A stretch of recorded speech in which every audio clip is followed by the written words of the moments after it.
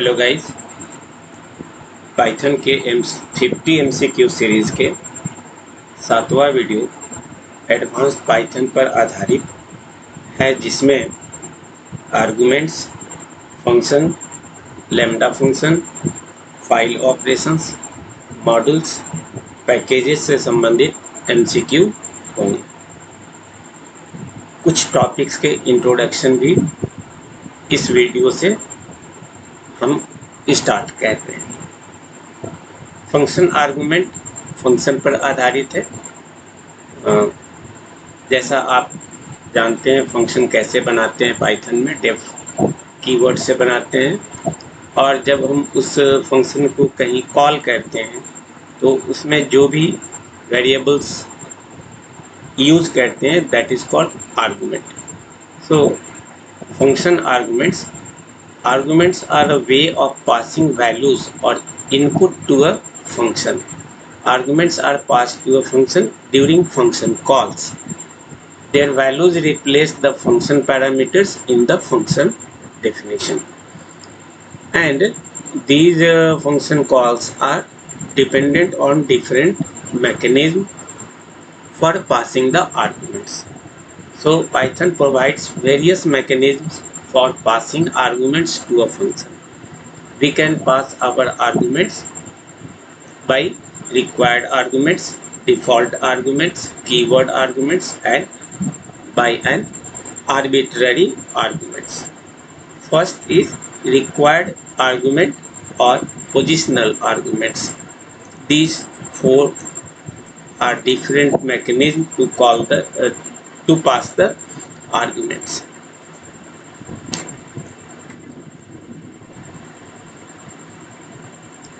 Here I have defined a function that is def arithmetic m and n. There are two parameters, and I have written some statement in this function that are based on arithmetic operations.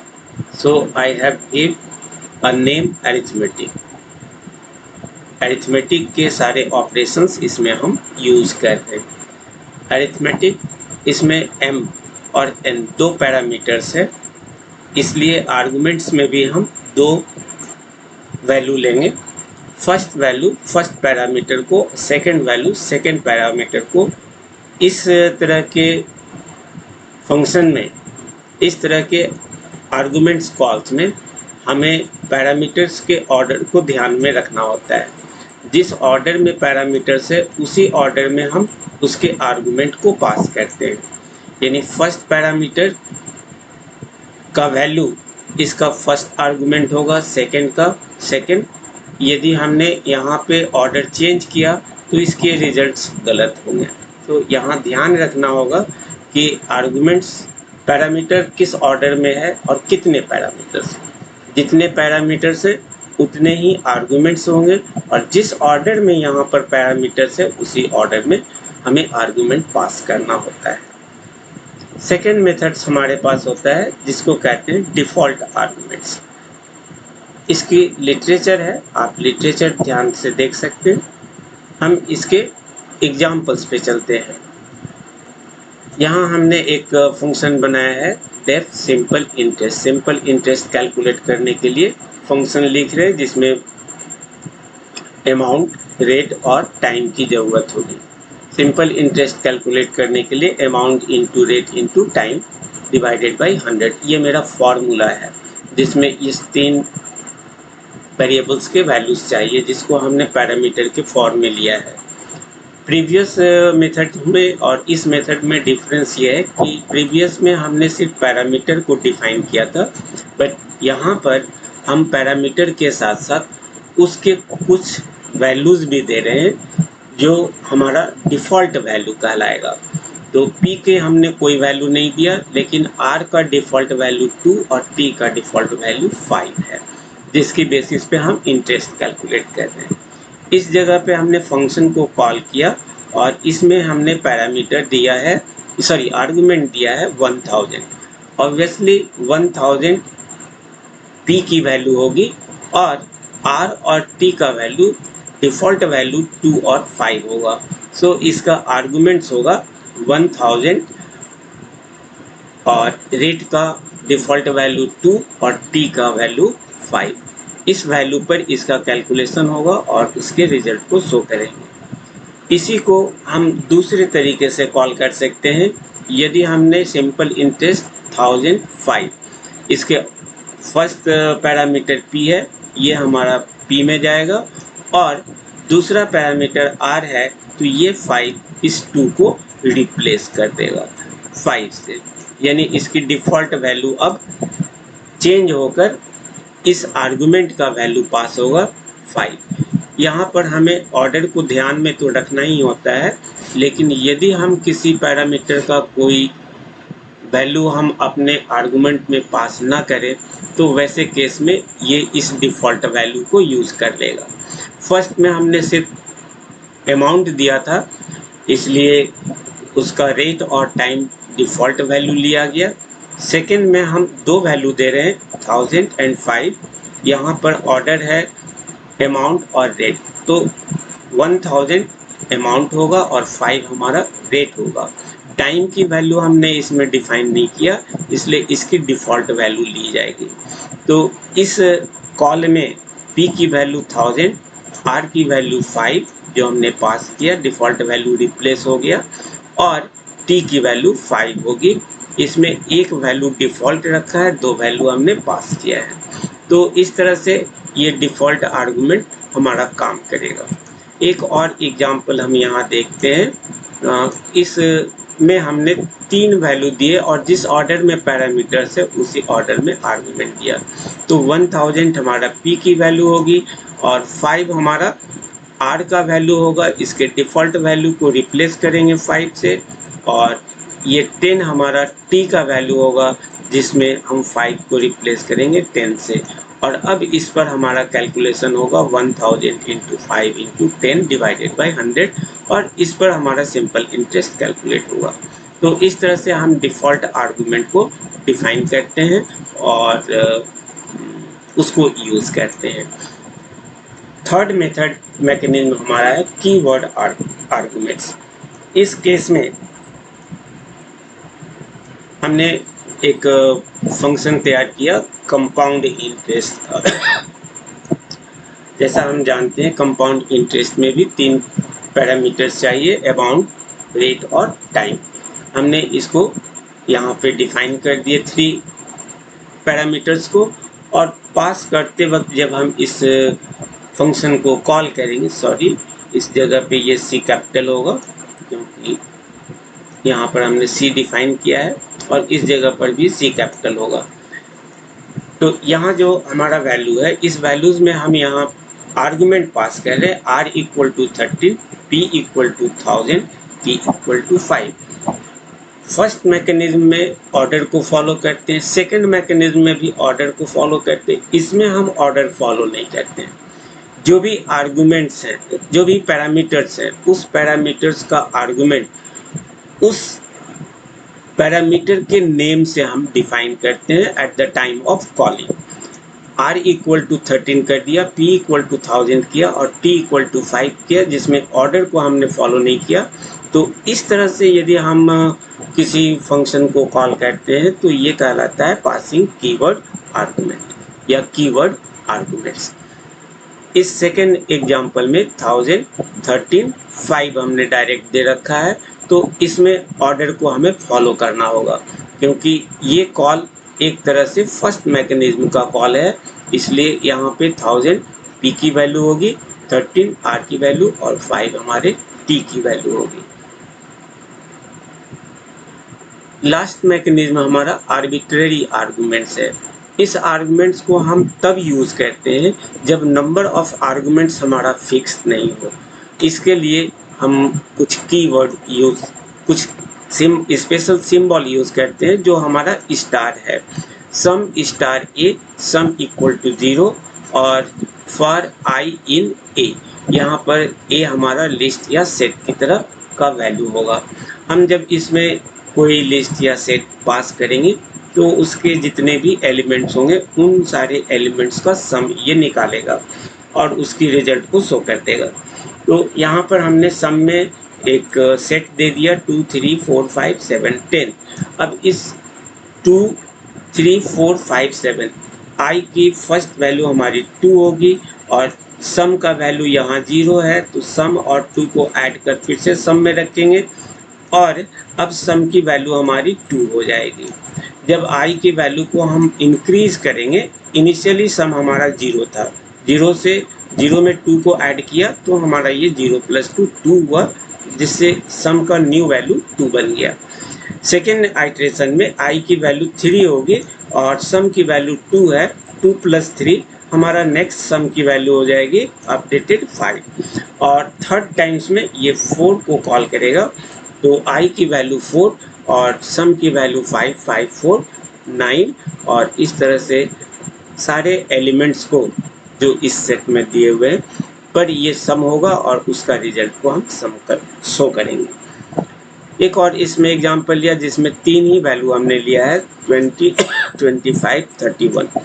तो इस call में आई की first value 20, सम हमारा 0 से start हो रहा है, सम हमारा 0 से स्टार्ट हो रहा है, फर्स्ट वैल्यू हमारी 20 है, 0 + 20 सम की न्यू वैल्यू 20, देन आई की वैल्यू हमारा 25 होगा और सम हमारा 20 है, 20 और 25 दोनों को ऐड करें हमारे पास 45 होगा और लास्ट में आई की वैल्यू 31 होगी। इस 31 में सम की वैल्यू 45 को ऐड कर दें तो 76, ये मेरा फाइनल वैल्यू सम का होगा, जिस सम को हम दिखाएंगे सम ऑफ सीरीज ए इज 76। तो इस तरह के आर्बिट्ररी आर्गुमेंट्स में हमारा कोई एक सेट या लिस्ट को हम पास करेंगे।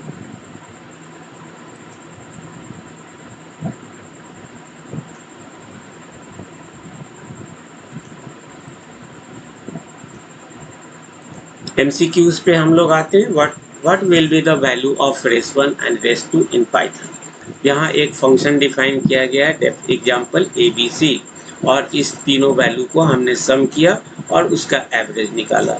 सम नाम के वेरिएबल में, एवरेज ABG के वेरिएबल में होगा। देन हमने रिटर्न कर दिया सम और ABG। देन हमने यहाँ पे एक स्टेटमेंट लिखा है रेस 1, रेस 2 एग्जाम्पल 2 3 4। ये एग्जाम्पल हमें दो वैल्यू देगा, सम और एवरेज। तो सम की जो वैल्यू होगी वो सम की वैल्यू हमारा रेस 1 में जाएगा, इसकी वैल्यू हमारा रेस 1 में फर्स्ट वैल्यू फर्स्ट वेरिएबल में और इसकी दूसरी वैल्यू जो एवरेज है वो हमारा रेस 2 में जाएगा। तो इस तरह से हम देख रहे हैं कि ये ABG हमारा रेस 2 में आ रहा है। तो रेस 1 की वैल्यू होगी A + B + C। हमने कॉल किया है A की जगह पे 2, B की जगह 3 और C की जगह 4 है। 2 3 5 + 4 9, यानी सम की वैल्यू 9 है और इसकी एवरेज 9 / 3 3.0 होगा। जब इस के रिजल्ट को हम प्रिंट करेंगे उस केस में हमें इसकी वैल्यू मिलेगी 9 and 3.0। So it's correct answer will be C। Write the output of the following.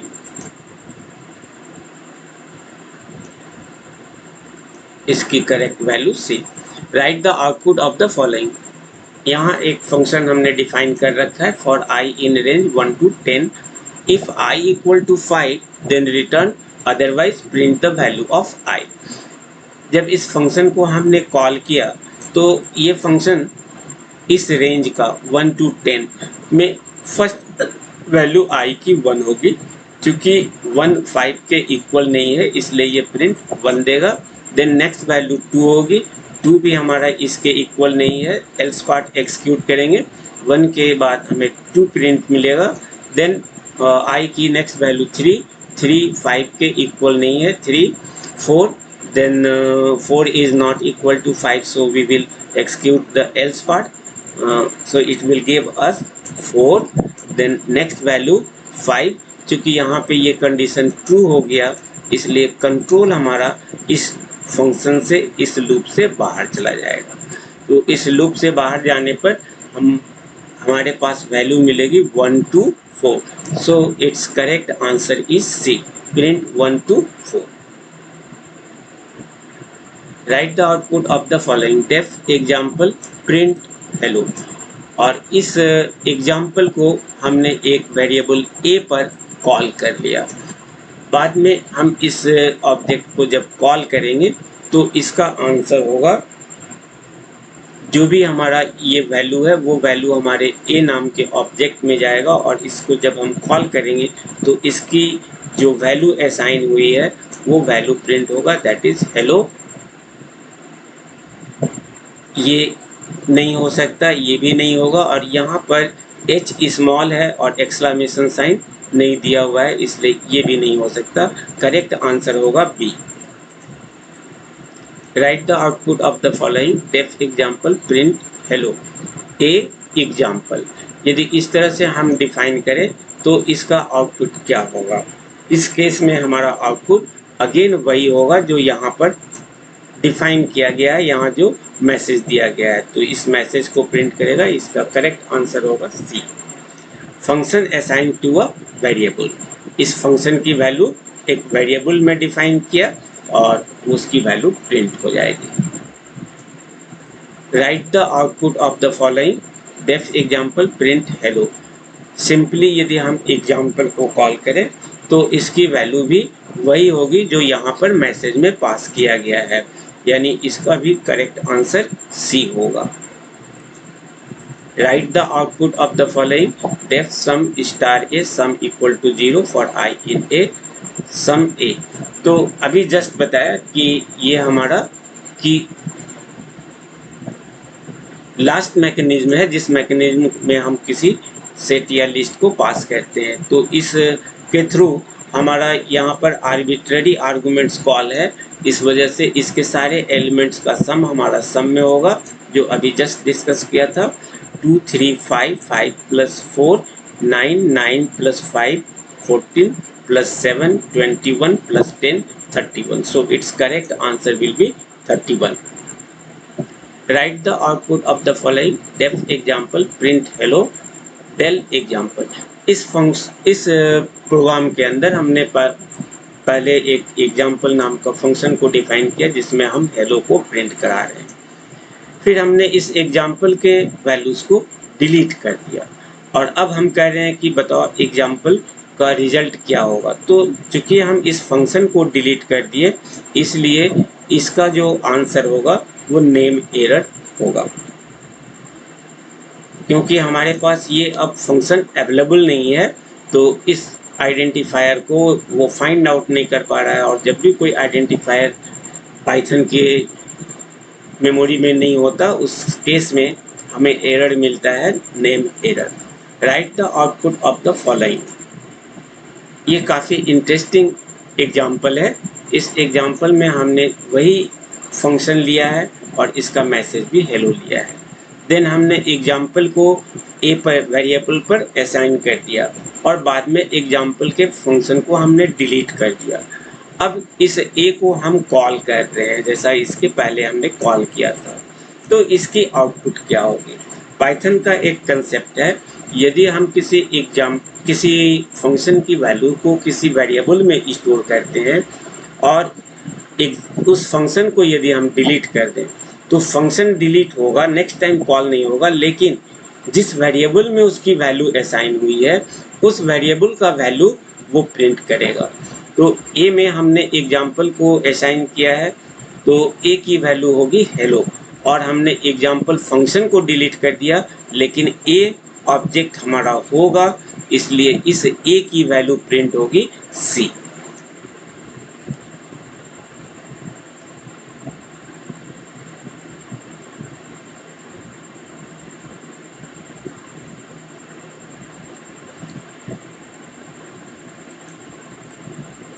Right the output of the following list of arguments. हमने यहाँ पे लिस्ट ऑफ आर्गुमेंट लिया है ABC str.upper str.lower len, str upper lower और लेन, ये मेरा high level function है।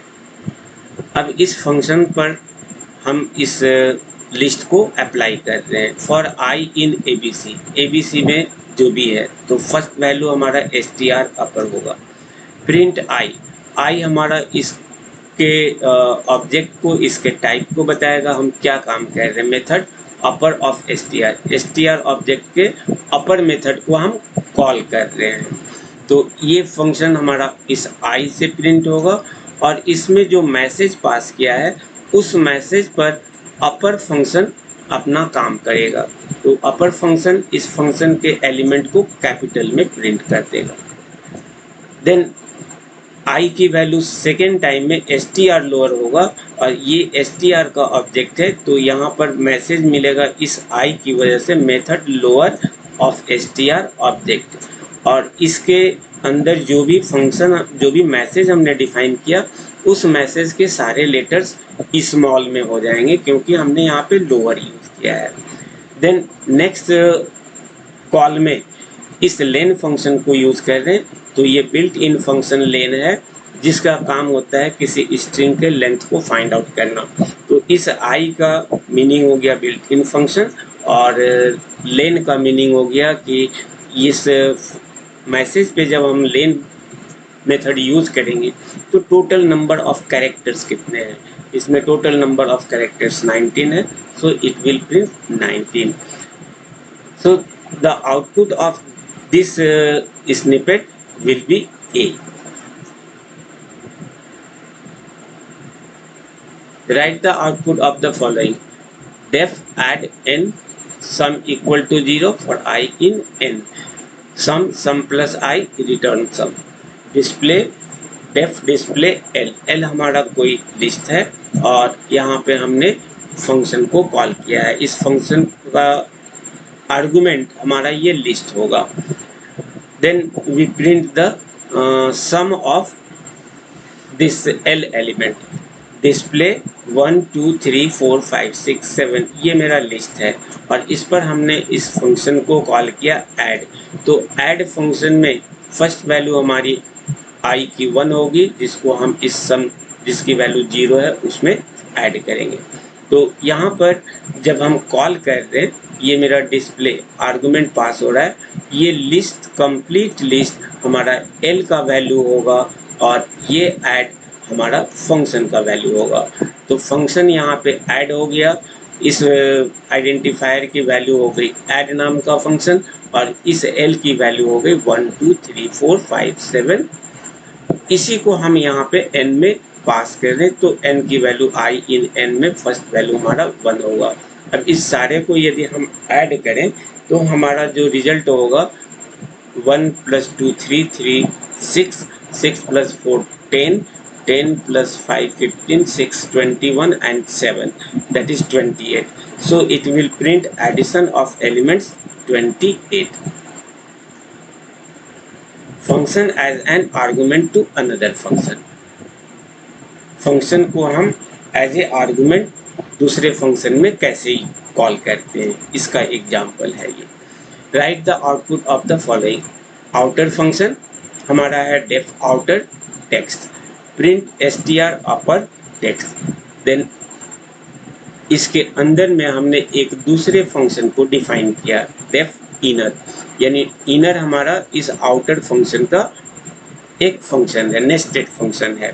तो इसको हम नेस्टेड फंक्शन कहेंगे और ऊपर वाले को आउटर फंक्शन कहेंगे। इसमें हमने प्रिंट किया str लोअर टेक्स्ट, जो भी यहाँ पे टेक्स्ट होगा इस जगह पे उसके सारे कैरेक्टर अपर में होंगे और इस जगह पे उसके सारे कैरेक्टर्स लोअर में होंगे। इनसाइड द आउटर ये हमारा है इनर, इनर नाम का फंक्शन को हमने कॉल किया। ये इनर को कॉल करने का तरीका है कि आउटर फंक्शन के अंदर ही इनर फंक्शन को हम कॉल करेंगे।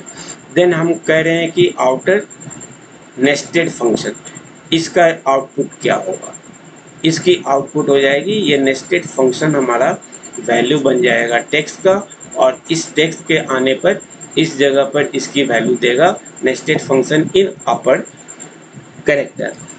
और जब डेफ इनर को हमने डिफाइन किया है लोअर strtxt, इस जगह पे ये इनर फंक्शन कॉल हो रहा है।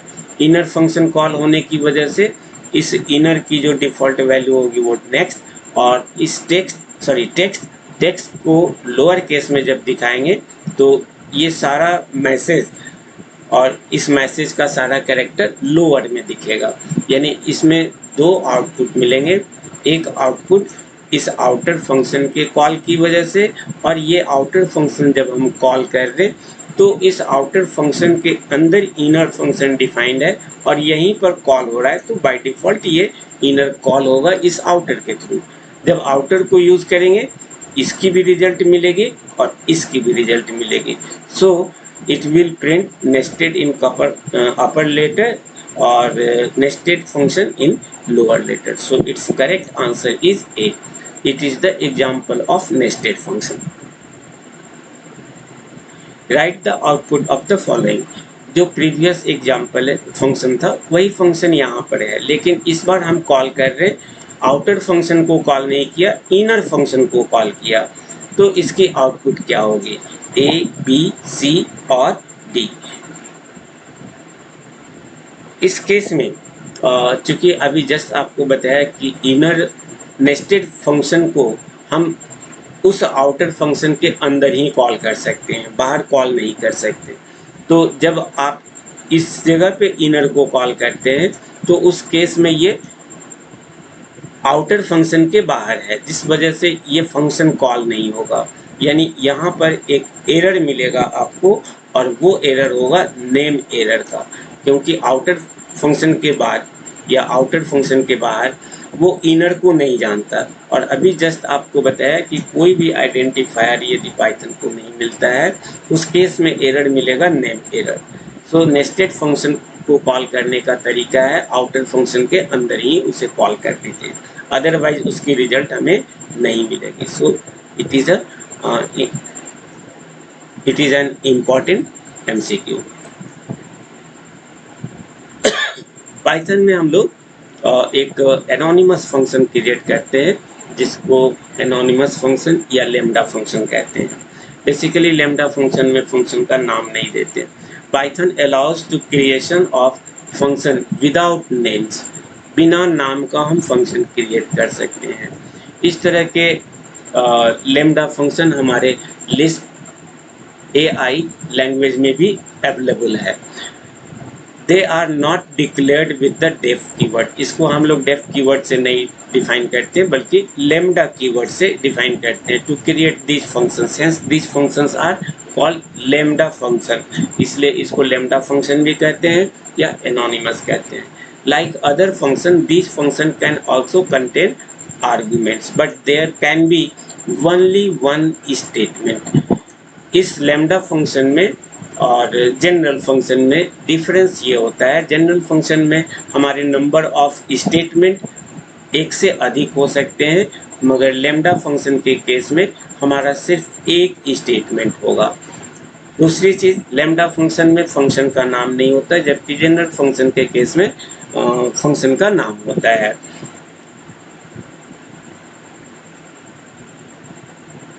The statement is evaluated and the result is returned. There are situations when a function needs to be created for a sort operation similar to macros in C language or usable for a short period of time. In that case, lambda functions are best suited.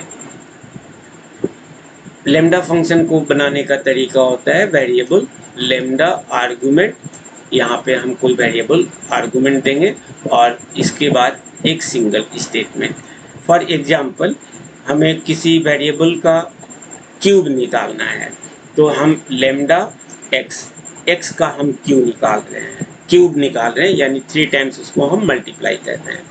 तो x की 3 times multiplication होगी, ये मेरा statement हो गया, ये lambda keyword हो गया और ये मेरा आर्गुमेंट है। इसी तरह से ऐड यदि हम बना रहे हैं तो लेम्डा x, y, यहाँ पे 2 आर्गुमेंट हो गए और इस पर एक स्टेटमेंट यूज किया कि इन दोनों आर्गुमेंट को सम कर दीजिए। तो x और y जो भी होंगे उनका सम इस वेरिएबल में स्टोर होगा और इस x का क्यूब हमारे क्यूब में स्टोर होगा। Further, lambda functions are mostly used as arguments to other high order functions like map and filter function. Map और फिल्टर फंक्शन में जनरली इस तरह के फंक्शन को हम लोग यूज करते हैं। How can we use the map function with lambda function? Map function, map is a built in function. Map हमारा हाई ऑर्डर का फंक्शन है जो इसके लाइब्रेरी में बना होता है। दैट टेक्स टू आर्गूमेंट्स, इसके दो आर्गूमेंट्स होते हैं।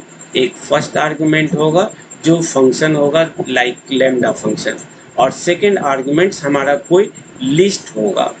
तो map function returns a list of elements obtained by applying a given function to each element.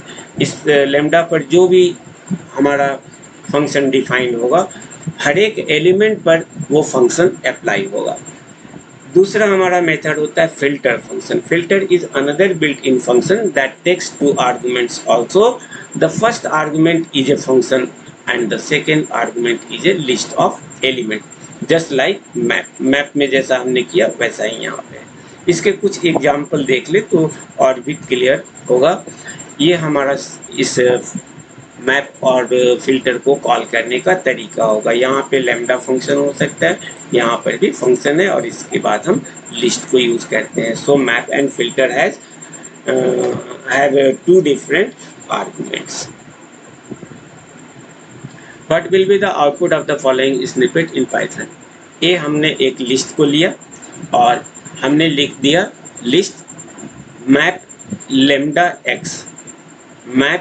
Map मेरा फंक्शन हो गया, lambda x colon x cube, ये हमारा क्यूब का एक लैम्डा फंक्शन बन गया, और ये हमारा लिस्ट है। तो यहाँ पर हमने लैम्डा को एज ए फंक्शन यूज किया है, और इस जगह पर हम लिस्ट को यूज कर रहे हैं जो दो आर्गुमेंट है हमारे मैप को। इसको यदि हम लिस्ट में रखते हैं तो ये एक लिस्ट क्रिएट कर बी पर असाइन कर देगा। अब b की वैल्यू क्या होगी? तो 1 का क्यूब दैट इज 1, 2 का क्यूब दैट इज 8, 3 का क्यूब 27 एंड 4 का क्यूब 64। और चूंकि इसके पहले हमने लिस्ट फंक्शन को यूज किया है तो ये हमारा एक लिस्ट बनेगा, और इसी लिस्ट को हमारा ये स्टेटमेंट प्रिंट भी प्रिंट कर देगा। ये वैल्यू हमारा ए में 1 2 3 4, ये नहीं, बी में 1 8 27 64। So it's correct answer is B. What will be the output of the following snippet in Python? Def factorial n। हमने यहाँ पे फैक्टोरियल का एक फंक्शन डिफाइन किया और फैक्ट को हमने 1 से इनिशियलाइज कर दिया। Then i in range 1 to n+1। n की जो वैल्यू है 1 से n की वैल्यू से एक अधिक तक का इसका रेंज होगा। तो n यदि 0 है तो ये 0 को 1 और 0 में 1 ऐड करेंगे तो हमारा 1 मिलेगा, यानी 1 से 1 एक ही वैल्यू हमारी इसकी आंसर होगी। तो अब यहाँ पर इसकी फैक्टोरियल निकालेंगे 1 का, तो फैक्ट की वैल्यू 1 और i की वैल्यू 1, 1 इंटू 1 फैक्ट की वैल्यू 1 होगी जिसको हम रिटर्न करेंगे। तो n की वैल्यू यदि 1 हो तो ये 1 रिटर्न कर देगा। हमने यहाँ पे एक लिस्ट बनाया ए, और C पर हमने लिस्ट नाम के फंक्शन के अंदर दो फंक्शन बनाया, मैप फैक्टोरियल ए। तो इस केस में फैक्टोरियल मेरा फंक्शन हो गया और ए हमारा लिस्ट है। फैक्टोरियल फंक्शन इस लिस्ट के हर एक एलिमेंट पर अप्लाई होंगे। तो 1 पे यदि हम फैक्टोरियल निकालें तो इसका फैक्टोरियल 1, 2 का फैक्टोरियल निकाले इसका वैल्यू 2, 3 का फैक्टोरियल निकाले तो इसकी वैल्यू 6, और 4 का फैक्टोरियल निकाले तो 6 इंटू 4 24। और चूंकि इसको हम लिस्ट फंक्शन से डिफाइन कर रहे हैं तो ये मेरा एक लिस्ट होगा, और जब हम इस वेरिएबल को कॉल करेंगे तो ये लिस्ट हमारा प्रिंट होगा जिसमें 1 2 6 24। So it's correct answer is B. कुछ एडवांस फंक्शंस और आर्गुमेंट्स के बारे में अभी हमने डिस्कस किया। अब एक एडवांस टॉपिक्स होता है जिसको हम कहते हैं फाइल ऑपरेशन, और this file operation is very very useful for handling the huge amount of data. यदि डेटा के अधिक में संख्या में हो तो वैसे केस में फाइल ऑपरेशन मेरे लिए सबसे बेस्ट मेथड होता है इनपुट या आउटपुट के लिए। प्लस ये विदाउट फाइल ऑपरेशन यदि काम हम करते हैं तो वेरिएबल की वैल्यूज मेमोरी में होते हैं, जो सिस्टम ऑफ होते ही उसकी वैल्यू डिस्ट्रॉय हो जाएगी। यदि हम चाहते हैं कि हमारा वैल्यू परमानेंट हो तो हमें उस वैल्यू को फाइल में रखना होगा, जिससे हम डेटा फाइल कहते हैं। So the meaning of this file operation is main memory is volatile in nature. Hence, nothing can be stored permanently. File handling is a very important functionality that must be provided by any language, not only for Python. In every language like C, Java, BASIC, Fortran, Pascal, Lisp, हर एक place पे हमें file operation की facility मिलती है। यदि किसी ने सी के बारे में सीखा है तो उसके जितने भी मोड होते हैं, all those modes are also used in our Python language, provided by any language to deal with this problem. Inputs can be taken from files instead of users. Output can be displayed and saved permanently in files, which can further be accessed later and appended or updated. There are two types of files in C and Python both, binary files and text file. Binary files, those files that has contents only 0 and 1. For example, the image of the image file. Generally, image file has only two types of value, 0 and 1. And second one is called text file, in which we can use our alphabets as well as numbers and some special characters, etc. Alphanumeric values can be used in our text files. Any file handling operation can be performed in 3 steps. जो भी file operation होते हैं, जिस language में भी आप काम कर रहे हैं, उसमें 3 स्टेप्स होते हैं। फर्स्ट स्टेप होता है ओपनिंग द फाइल, और opening a file I mean opening a data file. Then operation on that file, उस फाइल पर हमें किस तरह के ऑपरेशन परफॉर्म करने हैं। There are 3 different main operations. First is read, यदि हमने उस फाइल का मोड रीड बनाया है तो आप उस फाइल से केवल डेटा ले सकते हैं। You cannot change any content of that file. Right के केस में आप उस फाइल में कुछ न्यू डेटा ऐड कर सकते हैं। प्लस अपेंड, यदि कोई फाइल पहले से एग्जिस्ट कर रहा है, उसके अंदर यदि किसी चीज को अपेंड करना हो, then we use this mode append. So read is denoted by R, and write is denoted by W, and append is denoted by A. If we are using a text file, then R stands for RT, I mean text read mode, text file का read mode, और W stands for WT, then A stands for AT. यदि इसमें B नहीं लगा हुआ है तो हमारा इसका डिफ़ॉल्ट वैल्यू T होता है। इस वजह से हम RT की जगह R, WT की जगह W, AT की जगह A भी लिख सकते हैं in text file, for text file. But for binary file we have to write RB in place of R and WB in place of W and AB in place of A.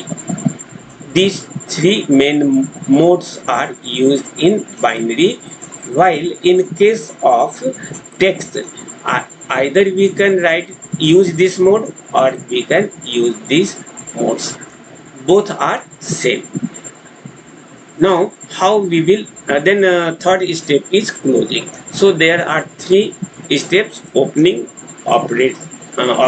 operations on that file, and then we close that file. So first, opening a file. How can we open a data file in our Python? We will use one method, that is open. Then we define the file name, data file name, and after that we define the mode, and that mode may be RWA, RTWT, AT और RBWB OB AB sorry, इस तरह के mode को हम use करते हैं। इतनी ही mode नहीं है, और भी अदर मोड होते हैं जैसे R+, W+, A+, etc. तो we will discuss later about those. So first हम यहाँ पे एक फाइल ऑब्जेक्ट बना रहे हैं, और इस पर हमने इस फाइल को ओपन किया। जो भी मोड आप यहाँ पे डिफाइन करते हैं, यदि रीड मोड हमने यूज़ किया है और मेरे फाइल का नाम सपोज abc.dat है, ये मेरा फाइल नेम है, और इसको हम रीड मोड में यूज करना चाहते हैं, तो इसको हम डबल कोड के अंदर में रखकर कॉमा और रीड मोड में देने के लिए यहाँ पे R, इसको रेट देंगे, देन ब्रैकेट, और इसके पहले एक फंक्शन यूज करेंगे दैट इज ओपन। अब ये फाइल हमारा किसी वेरिएबल पर असाइन होगा जिसका नाम हम फाइल दे रहे हैं। आप इस फाइल की जगह पे कोई भी नाम दे सकते हैं। So file equal to this open abc.dat, or it is one of the example to open a file, to open a data file in read mode. Mode of operation क्या क्या होते हैं, तो यहाँ पे हमने सारे मोड को डिफाइन किया है। आर जो अभी बताया डिफ़ॉल्ट मोड है, RT के इक्विवेलेंट है, WT के इक्विवेलेंट है, AT के इक्विवेलेंट है, इसकी मीनिंग दी हुई है यहाँ पे।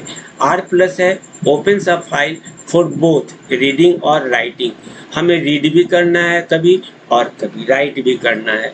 इन that case we open that file in R+ mode.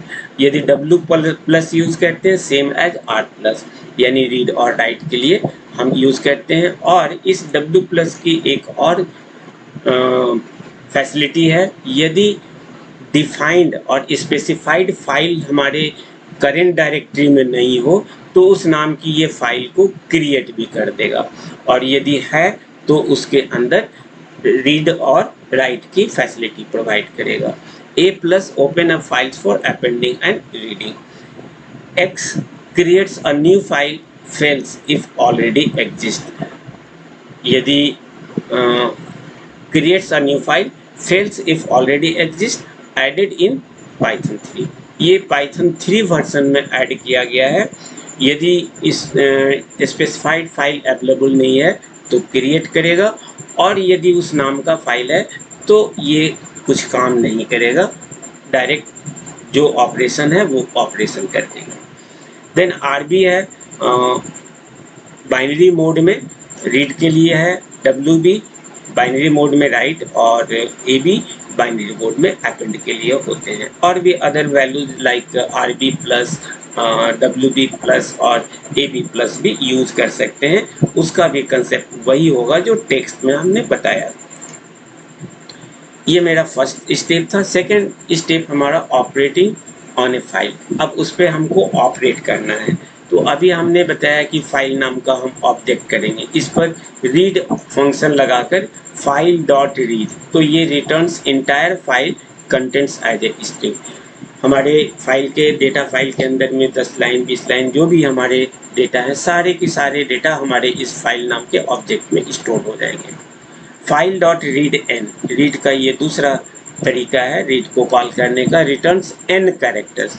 यदि हम यहाँ पर n डिफाइन कर दें तो उस डेटा फाइल के सिर्फ n कैरेक्टर्स को ये रिटर्न करेगा। Then read line, file read line, file मेरा ऑब्जेक्ट है और रीड लाइन मेरा फंक्शन है।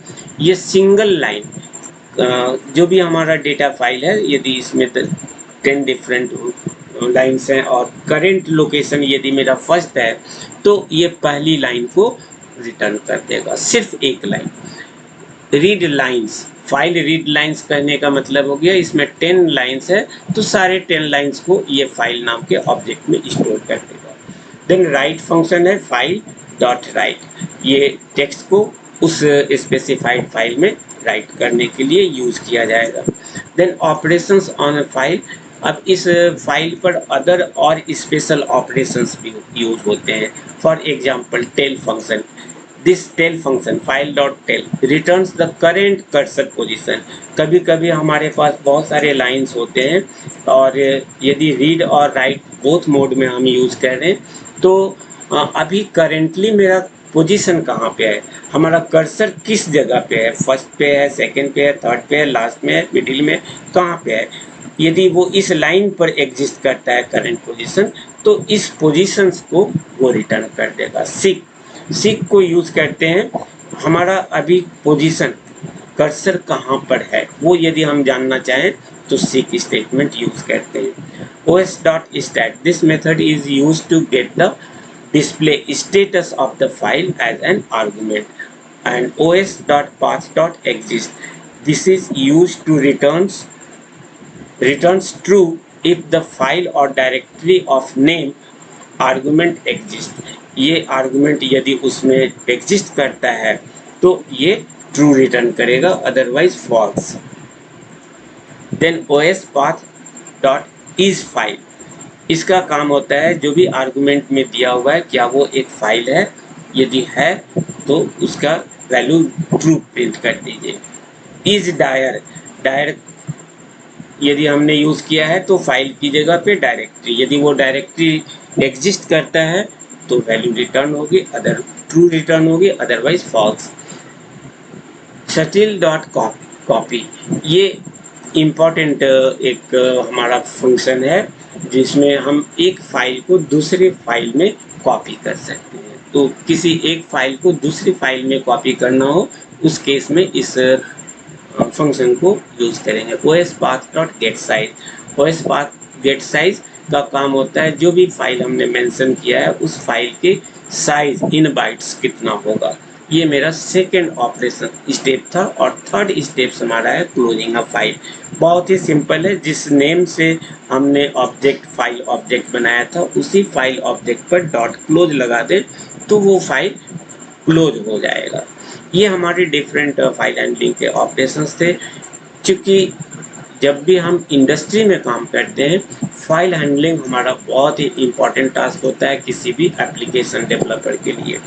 तो इस वजह से हमने इसकी पूरी डिटेल्स विथ थ्योरी एमसीक्यू बना रहे हैं। और इसके पहले भी हमने पहले ही बता दिया कि एडवांस्ड पाइथन पे काम कर रहे हैं हम लोग, जिसमें फाइल ऑपरेशन फंक्शन को डिफरेंट तरीके से कैसे कॉल करते हैं, यानी पासिंग ऑफ आर्गुमेंट्स का मेथड्स क्या होंगे और फाइल ऑपरेशन क्या होंगे, इस पर हमने ये सारी चीज़ें बताई।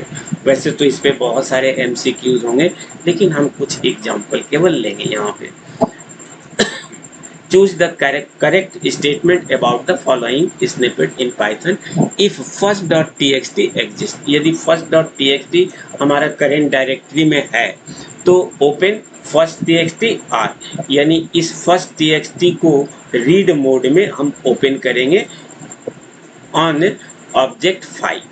Then we file dot read, read का काम होता है उस कंटेंट्स उस फाइल के सारे कंटेंट्स को रिटर्न करना, तो उस फाइल के सारे कंटेंट्स हमारे एस पे प्रिंट हो जाएंगे। देन हमने लिखा है प्रिंट एस, जो भी contents file first dot TXT में होंगे उसको हम स्क्रीन पर डिस्प्ले कर देंगे और बाद में हम उस फाइल को क्लोज करेंगे। So it's correct statement will be display the entire contents of the file first.txt, display the partial content, ये तो होगा नहीं। read function complete contents को रिटर्न करता है, display the first line ये भी नहीं होगा, ये भी नहीं। so its correct answer is A। write the output of the following snippet in Python। ये मेरा फोल्डर है ए, जिस फोल्डर के रूट डायरेक्टरी में हमने test.txt को रखा है और इस फाइल को हम, ये इसका पाथ हो गया। इस पाथ के पहले हमारे फोल्डर और सब फोल्डर भी हो सकते हैं, लेकिन हम मेन इस ड्राइव के मेन डायरेक्टरी में रख रहे हैं और इसका मोड हम राइट मोड यूज कर रहे हैं। तो इस नाम का फाइल यदि एग्जिस्ट करता है तो इस फाइल ऑब्जेक्ट पर ये ओपन होगा in write mode. Then we file dot write, यानी हम इसमें ये मैसेज प्रिंट कर रहे हैं। तो एक फाइल हमारा बना है जो अभी ब्लैंक है, इस ब्लैंक पर हम इस मैसेज को राइट कर दिया, हेलो वर्ल्ड। जो भी मैसेज आप देना चाहें, सिंगल लाइन, डबल लाइन, जो भी देना चाहें आप यहाँ पे दे सकते हैं। देन हमने इस फाइल को क्लोज कर दिया। अब सेम फाइल को हम रीड मोड में यूज कर रहे हैं और फाइल ऑब्जेक्ट पर रख रहे हैं। तो फाइल डॉट रीड जैसे ही देंगे, ये हेलो वर्ल्ड हमारा पूरा स्ट्रिंग इस ए नाम के ऑब्जेक्ट पर आएंगे। फिर हमने फाइल को क्लोज कर दिया और ए को प्रिंट किया। ऑब्वियसली ए के प्रिंटिंग में हमारा मैसेज आएगा hello world. So it's correct answer is B. What will be the output of the following snippet? हमने यहाँ पे एक अलग तरीके से फाइल को ओपन करने का काम किया है विथ स्टेटमेंट। ओपन को अब हम ट्रेडिशनल मेथड में नहीं यूज कर, हम विथ ऑप्शन के साथ यूज कर रहे हैं। With open E colon abc.txt w as file. तो हमारा फाइल नाम का ऑब्जेक्ट बना, जैसा पहले हम लिखते थे, फाइल पहले में लिखते थे, यहाँ पर हम फाइल को बाद में रखा है। विथ लगाने के पीछे रीजन है, जब हम ट्रेडिशनल मेथड जो ऊपर हमने बताया, यदि उस मेथड से हम किसी फाइल को ऑपरेट करते हैं तो हमें वहाँ पे क्लोज फंक्शन यूज करना पड़ता है। लेकिन यदि हम चाहते हैं कि हम क्लोज फंक्शन यूज ना करें फाइल को क्लोज करने के लिए, तो हम विथ ऑप्शन के साथ यदि इस स्टाइल में उस फाइल को ओपन करें और कहीं पर हम क्लोज करना भूल भी जाएं, तो ये ऑटोमेटिकली उस फाइल को ऑपरेशन के बाद क्लोज कर देगा। ये इसकी ड्यूटी है। So with option is use so that it will close the specified file in the program. जो भी प्रोग्राम हम यूज कर रहे हैं उसमें यदि इस फाइल को हम क्लोज करना भूल गए तो वो उसको क्लोज कर दे। तो जैसे ही आपने फाइल राइट लिखा, हेलो वर्ल्ड इस फाइल में लिखा जाएगा क्योंकि राइट मोड में है, और क्लोज हमने यूज नहीं किया इसलिए कि विथ ऑप्शन है, ये ऑटोमेटिकली क्लोज होगा। जैसे ही हम दूसरी बार उसी फाइल को रीड मोड में यूज करते हैं, वो प्रीवियस क्लोज होगा और अब रीड मोड में ओपन होगा, और रीड मोड में ओपन होने के बाद उसके सारे कंटेंट्स ए नाम के ऑब्जेक्ट में स्टोर होंगे। Then print a, obviously hello world हमने टाइप किया है तो उस केस में इसका रिजल्ट होगा hello world. So it's correct answer is B. Choose the correct statement for the following snippet in Python. If abc.txt exist, यदि abc.txt एग्जिस्ट करता है तो इसका काम क्या होगा? इंपोर्ट सटिल, ये मेरा मॉड्यूल है जिसको हमने कॉल किया और इस मॉड्यूल पर हम इस कॉपी फंक्शन को यूज कर रहे हैं। तो जस्ट अभी आपको प्रीवियस टेबल में हमने बताया कि सटिल को यूज करते हैं एक फाइल को दूसरी फाइल में कॉपी करने के लिए। abc.txt ई के मेन डायरेक्टरी में है जिसको हम दूसरे नाम से कॉपी कर रहे हैं, xyz.txt in the same directory. So copy the abc.txt file contents into the xyz.txt file. So its correct answer is C. Choose the correct option for the following snippet in Python. If test.txt exists, यदि मेरे current directory में ये file exist करता है तो इसका क्या काम होगा? Import os chdir e हमारा ड्राइव का नाम है और इसमें एक फोल्डर है पाइथन प्रोग्राम, तो इसका ये कंप्लीट पाथ हो गया। os chdir e colon Python program, os list dir, तो यहाँ पर हम हमारा जो भी करेंट डायरेक्टरी है उस करेंट डायरेक्टरी से हमने अपने को चेंज कर ई के पाइथन प्रोग्राम नाम के सब डायरेक्टरी में कन्वर्ट कर दिया, यानी हम अपने करेंट डायरेक्टरी को बना दिया ई का पाइथन प्रोग्राम। अब os.list डायर दें तो इस डायरेक्टरी में कौन कौन से फाइल एग्जिस्ट करते हैं उसकी लिस्टिंग आपको मिल जाएगी इस कमांड से। Then os remove test.txt। अब इस OS पर यदि हम इस फाइल को रिमूव कर दें तो test.txt यहाँ जो भी होगा वो फाइल इस डायरेक्टरी से डिलीट होगा। देन os list.dir, अब यदि हम os.list.dir यूज करें तो इसको छोड़ बाकी सारे फाइल्स की लिस्टिंग हमें मिल जाएगी। So it's correct answer will B bk.txt दोनों में है, सीरीज पाई दोनों में है, test.txt इसमें है इसमें नहीं है, यानी इसकी test.txt रिमूव हो गया इसलिए ये ऑप्शन नहीं हो सकता। देन पाई कैश ये मेरा मॉडल है, ये हमारा रहेगा, यानी इट्स का करेक्ट आंसर होगा B.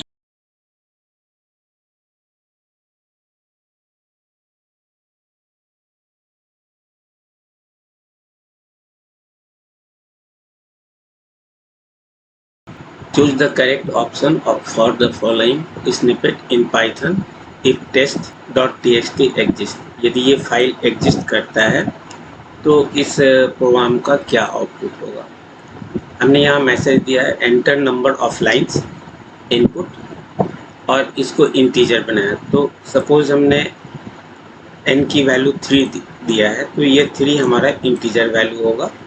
c equal to 1, file open, e drive name और इसका फाइल नेम test.txt हमने यहाँ पे यूज़ किया है।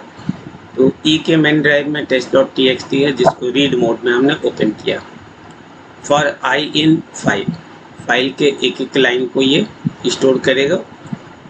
i first line c, if c is less than equal to n then print I and increase c by 1। c को हम 1 से इंक्रीज कर देंगे और फिर से हम चेक करेंगे i के सेकेंड वैल्यूज़ के लिए सेकेंड लाइन को प्रिंट करेंगे।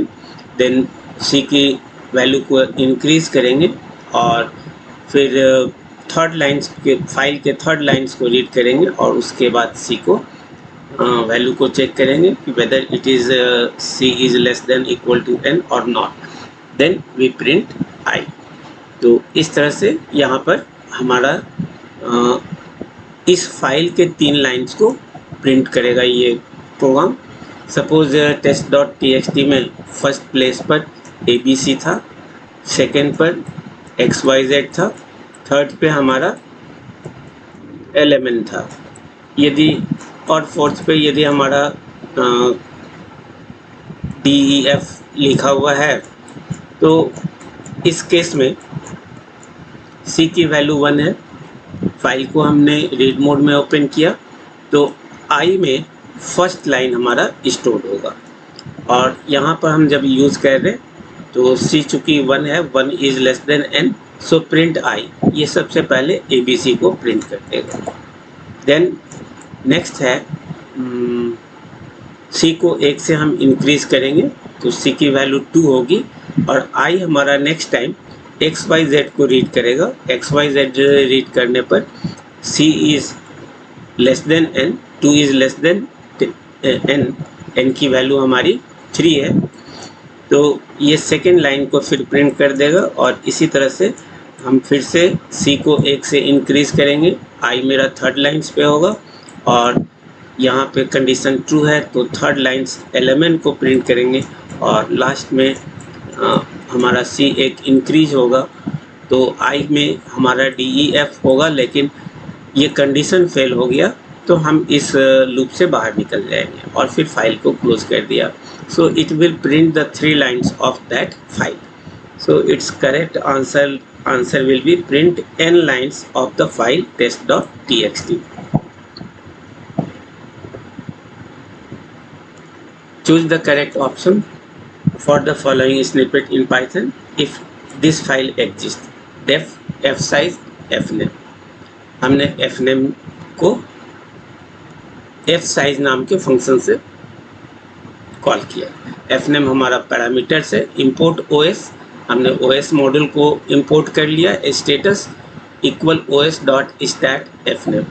fname के स्टैट को हमने स्टेटस में स्टोर किया। Return status dot st size.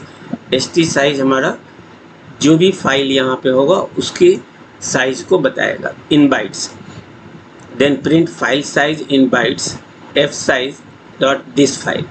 तो इस फाइल का, ये फाइल हमारा सबसे पहले कॉपी होगा एफ नेम में। एफ नेम का हम स्टेटस चेक करेंगे by this function of model OS, और उस का जो भी स्टेटस होगा उस स्टेटस यानी उसकी साइज़ कितनी बाइट्स की है वो यहाँ पर रिटर्न कर देगा। तो यदि इस फाइल में 10 बाइट्स है तो ये 10 बाइट्स को रिटर्न कर देगा। So its correct answer will be display file size in bytes of file test.txt.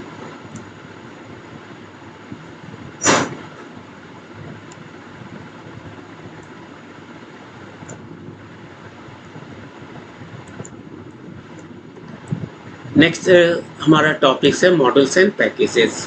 These models and packages are very important for the Python language.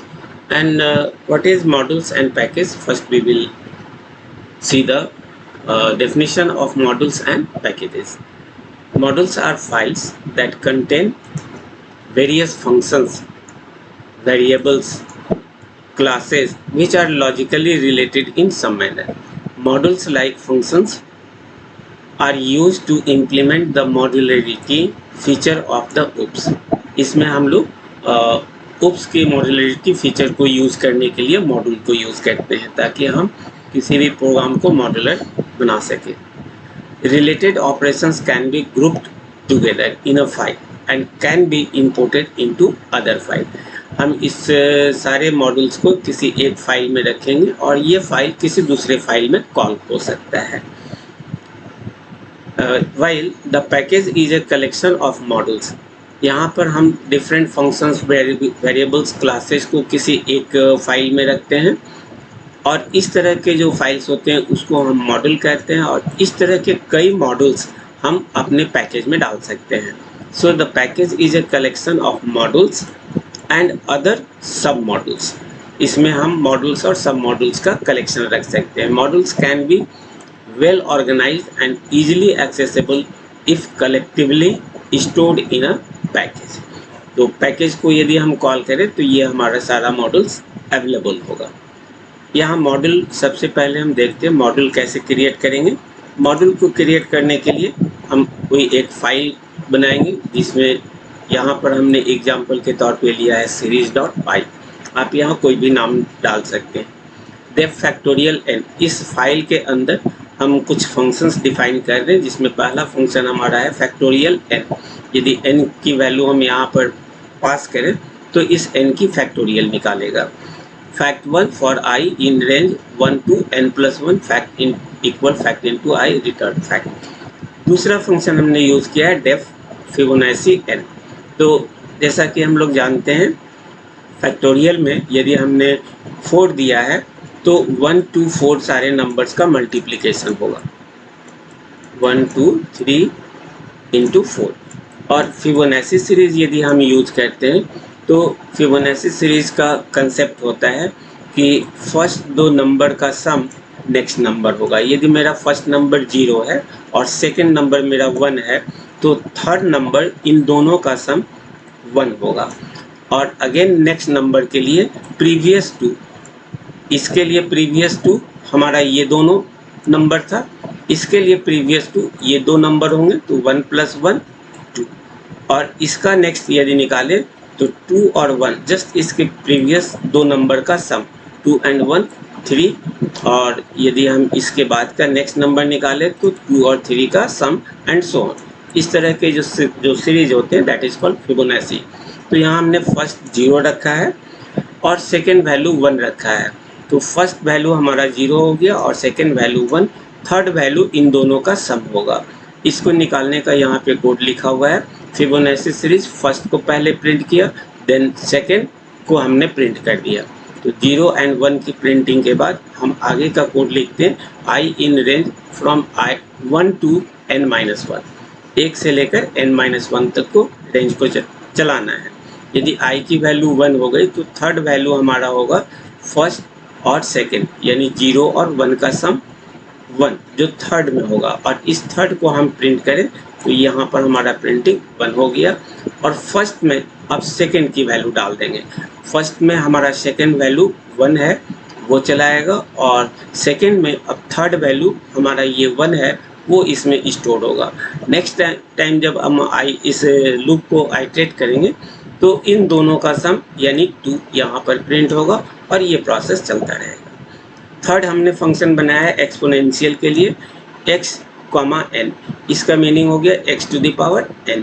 यदि x की वैल्यू हमारी 2 है और n की वैल्यू हमारी 3 है तो 2 इंटू 2 इंटू 2 यानी इसकी वैल्यू 8 हो जाएगी। अब इसी तरह से x और n की जो भी वैल्यू देंगे उसका एक्सपोनेंशियल प्रिंट होगा। इसको प्रिंट करने के कोड यहाँ पे लिखे हुए हैं। ये 3 फंक्शन हमने एक मॉड्यूल में डिफाइन किया, जिस मॉड्यूल का नाम हमने दिया series.py।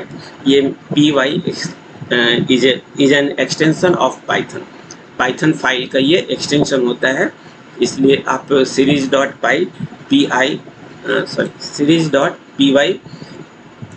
फाइल नेम तो आप कुछ भी रख सकते हैं, लेकिन एक्सटेंशन आपको py ही रखना होगा जो कि पाइथन का एक्सटेंशन है। तो इस जगह पे सीरीज आप कुछ भी रखिए, एक्सटेंशन py करके फाइल बनाए। यहाँ पर हम इसी मॉड्यूल को बना रहे हैं, इसी फाइल को बना रहे हैं, जो कि मेरा एक मॉड्यूल है जिसमें हमने 3 फंक्शंस को डिफाइन किया। अब इस मॉड्यूल को दूसरे फाइल में कैसे एक्सेस करेंगे? जिस फाइल में भी हम इसको एक्सेस करना चाहते हैं वहाँ पर सबसे पहले उस मॉड्यूल को हमें इंपोर्ट करना होगा। तो हमें इंपोर्ट कीवर्ड से इंपोर्ट सीरीज लाया, हमने एक मैसेज प्रिंट कर दिया, here we are using module series.py, और यहाँ पर हम एक मैसेज दे रहे हैं enter number of terms in Fibonacci series. Fibonacci series में कितने टर्म्स होंगे और उसका इंटीजर वैल्यू n हमने यहाँ पे यूज कर दिया। अब यहाँ पर यदि 10 दिए हैं तो टोटल फिबोनाची सीरीज में 10 वैल्यूज होंगे, 3, 3, 6, 3, 9 और 1, 10। इस 10 नंबर्स के लिए हम यहाँ पर n की इनपुट ले लिया 10, और अब हम यहाँ पर सीरीज में दे रहे हैं series.fibonacci n। तो ये हमारा मैसेज 10 इनपुट के लिए हुआ। ये मैसेज हमको मिल रहा है इससे, और ये सेकेंड मैसेज हमको इसकी वजह से मिल रहा है। नेक्स्ट हम उस मॉड्यूल के फंक्शन को कॉल कर रहे हैं, series.py में जो हमने एक फिबोनाची फंक्शन लिखा है उसको कॉल कर रहे हैं, विच आर्गुमेंट n की वैल्यू 10 है, तो 10 ये हमारा आर्गुमेंट होगा उस सीरीज फंक्शन का। और जैसा ऊपर हमने बताया फर्स्ट वैल्यू 0 है, सेकेंड वैल्यू 1 है, तो 0 और 1 1, नेक्स्ट वैल्यू 0 1 का सम 1, और इसका नेक्स्ट इस 2 का सम 2, और इसका इस 2 का सम 3 एंड सो ऑन। इस तरीके से हम सारे मॉड्यूल्स के इस फिबोनाची सीरीज को प्रिंट कर सकते हैं। Importing a module. Importing is the process of loading a module into other modules or files. किसी मॉड्यूल में या किसी दूसरे फाइल में जब किसी मॉड्यूल को कॉल करते हैं तो उसके पहले हमें उसको इंपोर्ट करना होता है। It is necessary to import a module before using its function, classes और अदर ऑब्जेक्ट्स। उस मॉड्यूल के जितने भी फंक्शन, क्लास या अदर ऑब्जेक्ट्स हैं उसको कॉल करने के लिए हमें इंपोर्ट करना होगा। It allows users to reference its objects. There are various ways of importing module. ये बहुत ही इम्पॉर्टेंट टॉपिक है। Generally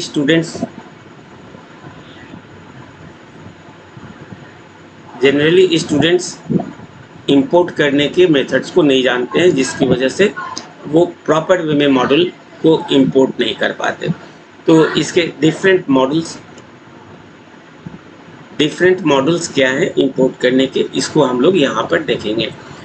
using import statement, simple way है। इंपोर्ट स्टेटमेंट के थ्रू हम कैसे इसको इंपोर्ट करेंगे। We can import the whole module together. उस मॉड्यूल की सारी चीज़ को यदि हम अपने फाइल में कॉल करना चाहें तो हम इस इंपोर्ट मॉड्यूल को कॉल करेंगे with a single import statement. In this process after importing the module each function or variable or objects must be called by the name of the module followed by a dot।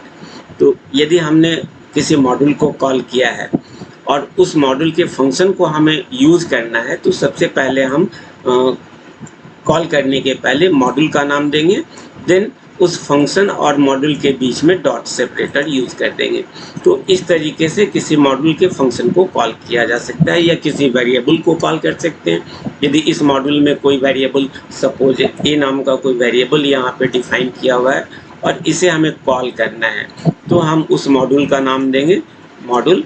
Module कुछ भी हो सकते हैं, module dot, और तब इस variable का नाम देंगे। यदि ये मेरा फंक्शन है तो यहाँ पे फंक्शन का नाम देंगे। इस जगह पे सिंटेक्स में हमने फंक्शन नेम दिया है। ये मेरा वेरिएबल है, ये फंक्शन है। फंक्शन को हम आइडेंटिफाई करते हैं। किसी भी फंक्शन को यदि कॉल करते हैं तो उस फंक्शन नेम के बाद हमारा opening small bracket, closing small bracket होगा।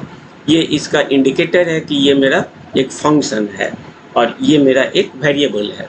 एग्जाम्पल के तौर पे हमने यदि मैथ नाम के मॉड्यूल को कॉल किया जिसका एक वेरिएबल पाई है, तो इस पाई को एक्सेस करने के लिए हम यूज़ करेंगे मैथ डॉट पाई। ये मेरा फर्स्ट मेथड है किसी भी मॉड्यूल को इंपोर्ट करने का। दूसरा तरीका हमारा होता है किसी मॉड्यूल को इंपोर्ट करने का, यूजिंग फ्रॉम इंपोर्ट। ये फ्रॉम इंपोर्ट से हम इसको कॉल कर सकते हैं। Instead of importing the entire module, function or objects, only a particular object needed can be imported. इस मेथड की विशेषता ये है, इसकी खासियत ये है कि इसमें उस मॉड्यूल के किसी पर्टिकुलर फंक्शन को या ऑब्जेक्ट को या वेरिएबल को सिर्फ कॉल कर सकते हैं।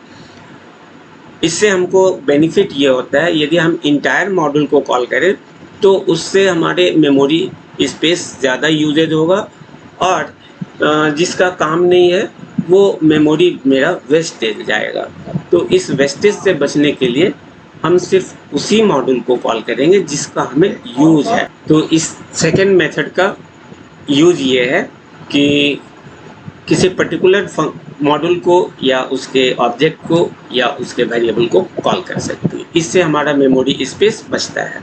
ये इसकी पहली विशेषता है। दूसरी विशेषता है कि प्रीवियस मेथड यानी फर्स्ट मेथड जो हम इनपुट यूज़ किए थे मॉड्यूल को, इसमें किसी फंक्शन या वेरिएबल को कॉल करने के लिए हम जिस मॉड्यूल को यूज़ कर रहे हैं, सपोज m को यूज़ कर रहे हैं, तो m को पहले यूज़ करना होगा और डॉट के बाद हम उस वेरिएबल या फंक्शन, जो भी हमारा फंक्शन या वेरिएबल है, उसको कॉल कर सकते हैं।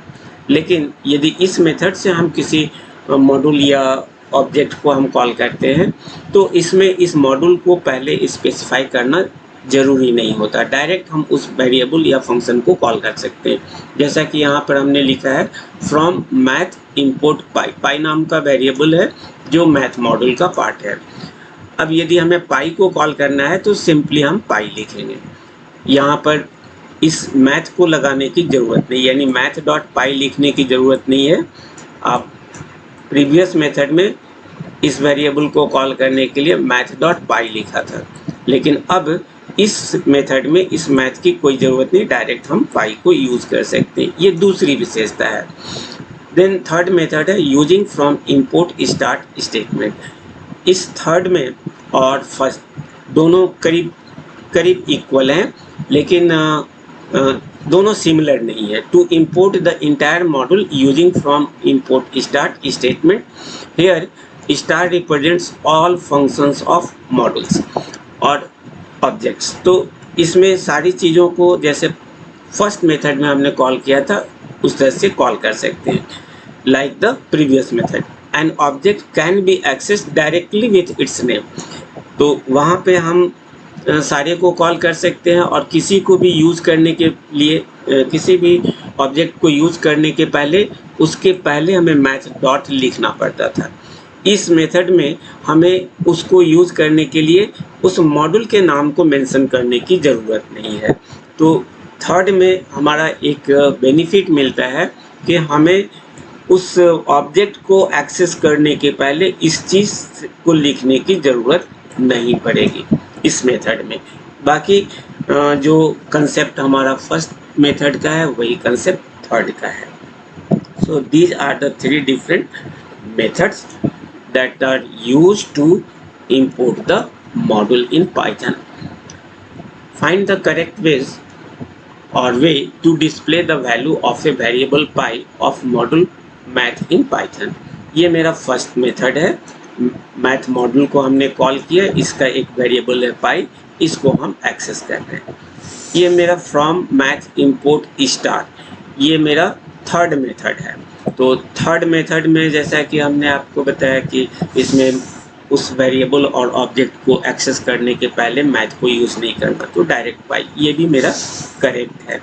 फ्रॉम मैथ इंपोर्ट पाई, और ये मेरा सेकेंड मेथड है जिसमें हम मैथ के पाई वेरिएबल को कॉल किया, तो ये भी मेरा करेक्ट है। So all of the above are correct, so it's correct answer is D. When we use import statement to import a module like import.sys, it is searched in a list of directories or search path stored by the environment variable python path। ये मेरा एक variable name है जिसमें किसी module के path को हम store करते हैं। This list of directories can be check using a variable. अब इस डायरेक्टरीज को हम कैसे आइडेंटिफाई करेंगे, कैसे पता करेंगे कि इसमें कौन सी डायरेक्टरी है? तो इसके लिए हम जिस कमांड को यूज़ करते हैं दैट इज sys.path। sys.path हमारा उस मॉड्यूल के पाथ को बताता है कि वो मॉड्यूल किस लोकेशन पे है। Find the correct function to add module path to the search path. किसी भी पाथ को इस पाइथन पाथ वेरिएबल में ऐड करने के लिए हम किस फंक्शन को यूज करते हैं? तो इसमें इसका करेक्ट आंसर है append. Select the correct option for the following snippet in Python. इस पाइथन कोड का क्या मीनिंग है? import.sys, sys को हमने इंपोर्ट किया, इस sys का एक फंक्शन है पाथ, और इस पाथ पर हमने अपेंड कर दिया e main directory drive name, then इसका पाथ है ऑफिस, ऑफिस के अंदर सब फोल्डर है पाइथन प्रॉक। तो इस पाथ को हम अपने वेरिएबल में कैसे अपेंड करेंगे वो चीज़ दिखाया जा रहा है। तो इसका करेक्ट आंसर होगा add the above module path to the search path. इस पाथ को एनवायरनमेंट वेरिएबल पाइथन पाथ में ऐड करने के लिए ये कमांड लिखा गया है। So it's correct answer is A. Then next topic हमारा है पैकेज। और पैकेज क्या है? पैकेजेस लाइक मॉड्यूल, ये भी मॉड्यूल की तरह है। Also use to organise the code in a better way. सारे कोड्स को बेटर वे में ऑर्गेनाइज और मैनेज करने के लिए हम मॉड्यूल और अदर कंसेप्ट को यूज़ करते हैं। इसी तरह से इसमें एक पैकेज है जिसको कि हम यूज़ करेंगे। A package is a directory that contains multiple Python models. ये एक पैकेज हमारा एक डायरेक्टरी है जिसके अंदर बहुत सारे पाइथन मॉडल्स होंगे। It is use to group multiple related Python models together. बहुत सारे पाइथन मॉडल्स को एक साथ ग्रुप करने का ये एक मेरा तरीका है। A Python package in addition to models must contain a file that is called underscore I init underscore dot py। I mean underscore then init dot py underscore dot py, sorry, init underscore dot py underscore init underscore dot py। ये हमारा एक function है। This file में B empty और contain data like other modules of the package. File init dot py, it is a file that makes the packages importable।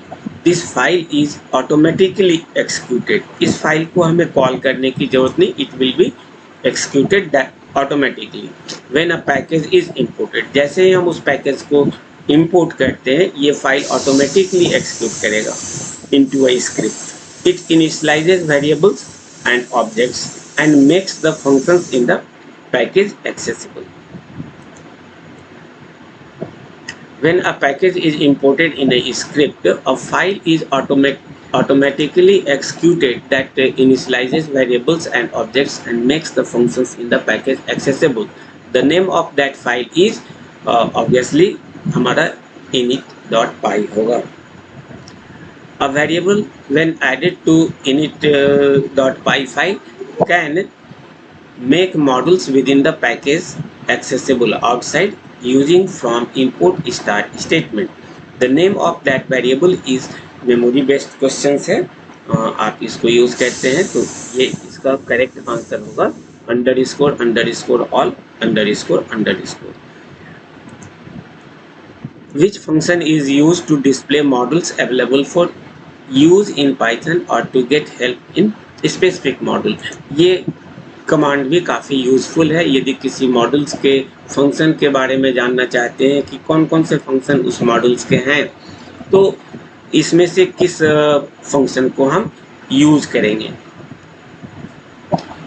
इसका command है help. Just like एक manual है ये किसी भी मॉडल्स के फंक्शंस के बारे में जानने के लिए डिस्प्ले करने के लिए कि उस मॉडल में कौन कौन से फंक्शंस हैं हम लोग हेल्प नाम के फंक्शन को यूज करते हैं. Which function is use to display objects और functions present in specific model. किसी पर्टिकुलर मॉडल में कौन कौन से ऑब्जेक्ट्स और फंक्शंस हैं वो किस फंक्शन से हम लोग पता कर सकते हैं. Before using that function the model should be first imported. इसका correct answer dir. Which attribute does return the location of the model. Model कोई मॉडल किस लोकेशन पर है ये पता करने के लिए हम किस एट्रीब्यूट्स को यूज करते हैं. इसका करेक्ट आंसर होगा file underscore underscore file underscore underscore. Then which attribute does return the name of the model. किसी मॉडल के नेम को डिस्प्ले करने के लिए पता करने के लिए हम किस एट्रीब्यूट को यूज करते हैं. तो इसका करेक्ट आंसर है underscore underscore name underscore underscore. Which attributes display documentation is given at the beginning of the model file.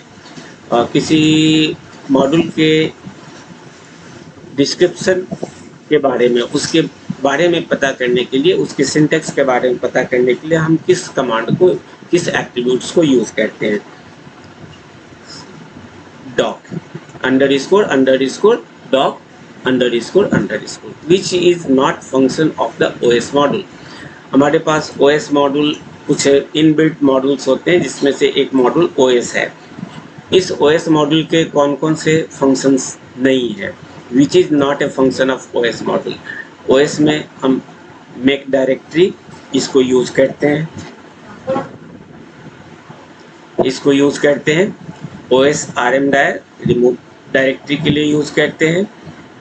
List Dyer ये इसमें नहीं, ये लिस्ट डायर लिस्टिंग के लिए होते हैं. OS डॉट वर्जन ये इसका पार्ट नहीं है. किसी पाइथन के वर्जन्स को पता करने के लिए हम दूसरे मॉडल्स को यूज करते हैं और यहाँ पर OS का ये पार्ट नहीं है. सो इसका करेक्ट आंसर होगा D. Which is not a function of sys module. Sys नाम का इनबिल्ट मॉड्यूल है. इस मॉड्यूल के इनमें से कौन फंक्शन नहीं है. सिस में हम पाथ पता करते हैं, मैक्सिमम साइज पता करते हैं और ये जो वर्जन ऊपर लिखा गया था OS का पार्ट नहीं होकर ये सिस का पार्ट है. सो ये भी मेरा करेक्ट है. यहाँ पर POW ये POW हमारा सिस का पार्ट नहीं होकर मैथ का पार्ट है. So which is not a function of sys में करेक्ट आंसर होगा C. Which is not a function of math module. इसमें से कौन सा मैथ मॉड्यूल का फंक्शन नहीं है. मैथ POW ये इसका पार्ट है. मैथ रेडियंस ये भी इसका पार्ट है और मैथ फ्लोर का मीनिंग ये और सील का मतलब होता है ये वैल्यू. इसके अंदर में कोई वैल्यू दिया हुआ होगा तो उसकी वैल्यू क्या होगी, इसका फ्लोर वैल्यू क्या होगा और इसका सीलिंग वैल्यू क्या होगा।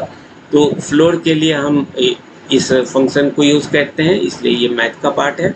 मैथ में मीन मैथ का पार्ट नहीं, ये स्टैटिस्टिक्स का पार्ट है। So it's correct answer will B D, which is not a function of the statistics module. Statistics module का इसमें कौन सा पार्ट नहीं है, वेरिएंस स्टैटिस्टिक्स का पार्ट है,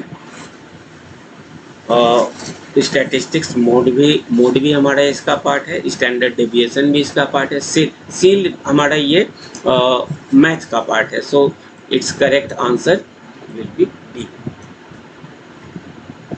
Which of the following function can help us to find the version of Python that we are currently working on? इसमें से कौन सा फंक्शन है जिसके थ्रू हम पाइथन के वर्जन्स को जान सकते हैं। अभी जस्ट बताया, इसका करेक्ट आंसर होगा ए, सिस वर्जन्स। लेकिन इसको यूज करने के पहले सिस मॉड्यूल को हमें कॉल करना होगा। Python supports the creation of anonymous functions at runtime using a constructor called anonymous function। हम किसके द्वारा बनाते हैं, इसमें अभी जस्ट इसके ऊपर हम लोग देखा था lambda function. So it's correct answer is D. What does pip stands for Python. Python में पिप का क्या यूज है, क्या काम करता है। Pip installs package, pip installs Python preferred installer program. ये हमारा पिप का फुल फॉर्म है, preferred installer program. What will be the output of the following snippet in Python? List 1 0 2 0 hello and blank list. Then list filter bull list 1. List 1 में Boolean value को filter करना है। तो इसमें filter करते वक्त हमें ध्यान रखना होता है कि इस कोड में जिसकी भी वैल्यू 0 है या नल है, the code shown above returns a new list containing only those elements of list 1 that do not amount to 0, जो 0 नहीं है। तो यहाँ पर ये 0 है, ये भी 0 है, ये मेरा स्ट्रिंग है और ये ब्लैंक लिस्ट है जो 0 ही माना जाएगा। तो इसमें जो हमारे पास रिमेनिंग एलिमेंट बच गए 1 2 हेलो, ये तीन चीज़ हमारा इस लिस्ट कमांड से प्रिंट होगा और ये तीन चीज़ हमारा दिया हुआ है सी में। ये सी हमारा करेक्ट आंसर होगा। Which of the following function is a built in function in Python. इसमें से बिल्ट इन फंक्शन कौन सा है। फैक्ट हमारा यूजर डिफाइंड है, एसक्यूआरटी भी user defined, seed random modules का पार्ट होगा, हो सकता है प्रिंट ये हम ऑलवेज यूज करते हैं। So it's correct answer is A. The following Python programme can work with parameters. इस प्रोग्राम में कितने पैरामीटर्स यूज होंगे। ये एक स्पेशल कमांड है जिसको हम कहते हैं general decorator. The code shown above shows a general decorator which can work with any number of arguments. और इस डेकोरेटर क्या होते हैं इसके बारे में लेटर वीडियो में हम लोग डिस्कस करेंगे डिटेल्स में। तो यहाँ पर ये एक डेकोरेटर है, जब उसको डिस्कस करेंगे तब कैसे बनाते हैं, इसकी क्या यूजेज है वो हम लोग डिस्कस करेंगे। यहाँ पे सिर्फ इतना जान ले कि ये एक डेकोरेटर है जिसमें पैरामीटर्स की संख्या कुछ भी हम दें उसको एक्सेस करने के लिए ये डेकोरेटर बनाया गया है। तो इसकी करेक्ट आंसर होगी any number of parameters. So it's correct answer is C. What will be the output of the following Python functions? Mean, max, false, -3, -4, 2, 7। यहाँ पर सबसे पहले तो हमारा एक मैक्स का फंक्शन है जो इसमें से मैक्स को सिलेक्ट करेगा। और जैसा कि हम लोग जानते हैं ट्रू का वैल्यू 1 होता है और फॉल्स का वैल्यू 0 होता है। तो फॉल्स की वैल्यू यदि 0 होती है तो इस फॉल्स का वैल्यू हो गया न्यूमेरिकल वैल्यू 0 और 0 -3 -4 इसमें मैक्स कौन है, इसका मैक्स हो जाएगा 0 क्योंकि -3 -4 0 से लेस है। तो ये वैल्यू हमको रिटर्न कर रहा है 0। और अब इस 0 to 7 में मीन वैल्यू कौन सा है तो 0 to 7 में मीन वैल्यू हमारा होगा 0 और 0 इंडिकेट करता है मेरा false, so it's correct answer is D.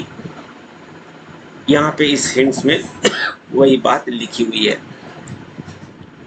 What will be the output of the following Python function? Len, hello, 2 4। बहुत सिंपल क्वेश्चन है। लेन का काम होता है किसी लिस्ट के नंबर ऑफ एलिमेंट्स को बताना। तो यहाँ पर हमारा एलिमेंट है 1 2 3 4, so it's correct answer is D. Which model in the Python standard library parses option received from the command line? Parsing के लिए हम लोग कमांड लाइन से कौन सा कमांड यूज करते हैं? तो वो कमांड है getopt. Getopt parses options received from the command line. What will be the output of the following Python program? Z set ABC, Z add san। तो san को हम पहले इस Z में ऐड करेंगे। Later Z dot update set PQ। san के addition के बाद हम इसमें ये P और Q दो और भी एलिमेंट को हम ऐड करेंगे, तो Z की फाइनल वैल्यू होगी ABC san PQ। अब इस Z को यदि प्रिंट करें तो ABC san P and Q इतने एलिमेंट्स होने चाहिए। तो इस केस में इसकी आंसर हो जाएगी A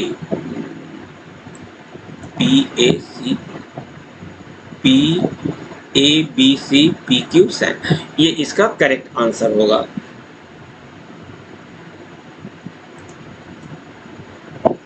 What will be the output of the following Python code? Print abc.def। Capitalize का काम होता है जो भी स्ट्रिंग है उसके फर्स्ट लेटर को कैपिटल करना और रेस्ट को स्मॉल करना। तो इसके फर्स्ट लेटर को यदि हम कैपिटल करें तो हमें मिलेगा A और रेस्ट को हम स्मॉल कहते हैं। डॉट DEF का DEF, इसकी करेक्ट आंसर होगी abc.def। ABC wrong, abc.def, so its correct answer is B। What will be the output of the following Python code? ये स्टार ABC, यहाँ पे हम पैडिंग का काम करते हैं और यदि इसमें हमारा इवन नंबर हो और एलिमेंट हमारा ऑड हो तो उस केस में राइट साइड से हमारी पैडिंग होगी। तो हमारे पास टोटल स्पेस दिया हुआ है 6, जो यहाँ पे इवन नंबर दी हुई है, और जो हमारा टेक्स्ट दिया हुआ है वो दिया हुआ है 5। तो इसकी राइट साइड से पैडिंग करें, padding means adding of extra blank. तो यदि हम इसकी राइट साइड से यूज़ करें तो फर्स्ट ब्लैंक हम राइट साइड में देंगे और रिमेनिंग जो 5 लोकेशंस है उस पर हम प्लेस करेंगे A B C D और E। तो इसकी करेक्ट आंसर हो जाएगी स्टार ABCD 1 ब्लैंक। इसमें लेफ्ट साइड में ब्लैंक पैडिंग किया गया है इसलिए ये नहीं होगा, और इसमें बोथ साइड पैडिंग की गई है ये भी नहीं होगा, ये तो होना नहीं है। So it's correct answer is B. Which of the following Python statements will return the output 6? यहाँ एक मैट्रिक्स यूज किया गया है A नाम का, जिसमें ये मेरा फर्स्ट रो है, तो ये फर्स्ट रो 0, ये सेकंड रो 1 और ये मेरा थर्ड रो जिसको हम 2 से डिनोट कहते हैं। और इसकी जो कॉलम्स है, हर एक रो की जो कॉलम्स है उसमें इसको हम 0 कहेंगे, ये मेरा 1 है और ये मेरा 2 है। अब इसमें 6 को एक्सेस करना है तो पहले हम रो बताते हैं फिर कॉलम बताते हैं।